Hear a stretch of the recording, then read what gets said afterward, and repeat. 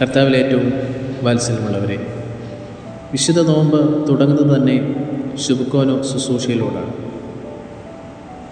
അടിസ്ഥാനപരമായിട്ട് സ്നേഹവും സമാധാനവും രമ്യതയും കൈമാറുന്ന ആ വലിയ ശുശ്രൂഷയാണ് വലിയ നോമ്പിൻ്റെ തുടക്കത്തിൽ നാം ആചരിക്കുന്നത്.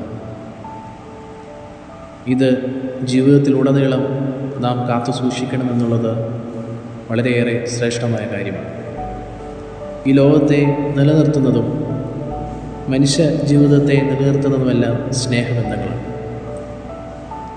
ആ സ്നേഹം കൊണ്ടാണല്ലോ ദൈവം സഹോദരനെ ഈ ലോകത്തിലേക്ക് അയച്ചത്. ദൈവം മനുഷ്യരെ സ്നേഹിക്കുന്നത് പോലെയൊന്നും നമുക്ക് മറ്റുള്ളവരെ സ്നേഹിക്കുവാനായിട്ട് സാധിക്കുകയില്ല. ചിലപ്പോൾ നാം തന്നെ അഹങ്കരിക്കുന്നുണ്ടാകാം. ഞാൻ എൻ്റെ മാതാപിതാക്കളെ സ്നേഹിക്കുന്നത് പോലെ, എൻ്റെ ഭാര്യയും ഭർത്താവിനെയും സ്നേഹിക്കുന്നത് പോലെ, എൻ്റെ കുഞ്ഞുങ്ങളെ സ്നേഹിക്കുന്നത് പോലെ മറ്റാർക്കെങ്കിലും ഇവരെ സ്നേഹിക്കുവാൻ സാധിക്കുമോ എന്നുള്ളത് നാം പലപ്പോഴും ചിന്തിക്കാറുണ്ട്. പക്ഷേ ചില അവസരങ്ങളിൽ പോലും നമുക്ക് അവരോടൊക്കെ ദേഷ്യം തോന്നുന്ന സന്ദർഭങ്ങളുണ്ടാകാറുണ്ട്.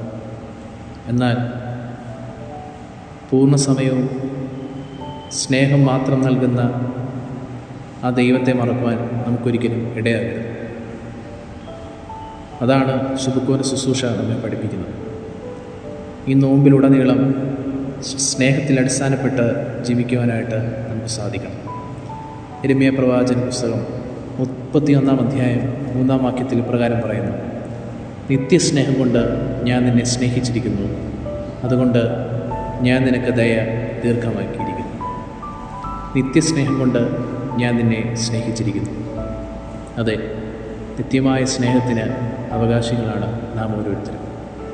ഈ സ്നേഹത്തെ മനുഷ്യർക്ക് പങ്കുവെക്കുവാനായിട്ട് നമുക്ക് ഇതുവരെ സാധിച്ചിട്ടുണ്ട്. കലർപ്പില്ലാത്ത സ്നേഹത്തെ മറ്റുള്ളവരുടെ ജീവിതത്തിലേക്ക് നാം മുഖാന്തരം കൊണ്ടുചെല്ലുവാൻ നമുക്ക് സാധിച്ചിട്ടുണ്ട്. അത് നമ്മുടെ കുടുംബ ബന്ധങ്ങളിൽ മാത്രമല്ല, നാം അറിയുന്നതും അറിയാത്തവരുമായ ആളുകളുടെ ഇടയിലേക്ക് ആ സ്നേഹത്തെ കൊണ്ടുചെല്ലുവാനായിട്ട് നമുക്ക് സാധിക്കും. Expand your love. നമ്മുടെ ജീവിതത്തിലെ നമ്മുടെ സ്നേഹബന്ധത്തെ കൂടുതൽ ദീർഘിപ്പിക്കുവാൻ നമുക്ക് സാധിക്കട്ടെ. അതിരുകളില്ലാതെ സ്നേഹിക്കുവാൻ നമുക്ക് സാധിക്കട്ടെ. ഈ നോമ്പ് പഠിപ്പിക്കുന്നത് പോലെ സ്നേഹത്തോടെ സൗമ്യതയോടുകൂടി ജീവിക്കുവാൻ നമുക്കെല്ലാവർക്കും സാധിക്കട്ടെ. ഇവിടെ ഓർമ്മിപ്പിക്കുന്നുണ്ടല്ലോ, നിത്യസ്നേഹം കൊണ്ട് ഞാൻ നിന്നെ സ്നേഹിച്ചിരിക്കുന്നു. നിത്യമായ സ്നേഹം മറ്റുള്ളവർക്ക് പങ്കുവെക്കുവാനായിട്ട് ഈ നോമ്പിൽ നമുക്കെല്ലാവർക്കും സാധിക്കട്ടെ.